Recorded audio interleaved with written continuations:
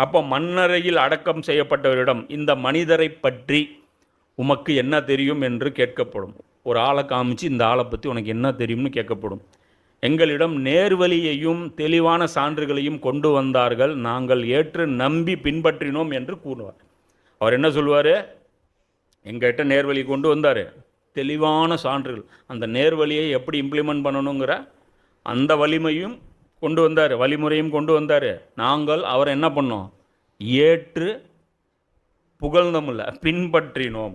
ஏற்று அவர் வாழ்க்கையில் அப்படியே நாங்கள் ஃபாலோ பண்ணோம் அப்படின்னு அவங்க சொல்லுவாங்க. அப்போது நல்லவராய் நீர் உறங்குவீராக, என்றும் நிச்சயமாக நீர் நபி ஸல்லல்லாஹு அலைஹி வஸல்லம் அவர்களை பற்றி இத்தகைய உறுதியான நம்பிக்கையுடையவராக இருந்தீர் என்றும் நாங்கள் அறிவோம் என வானவர்களால் கூறப்படும். இது ஆச்சு. ரெண்டாவது, நயவஞ்சகன் அல்லது சந்தேகத்துடன் நம்பி இருந்தவன். இங்கே இடத்துல காஃபிர்னு குறிப்பிடவே இல்லை.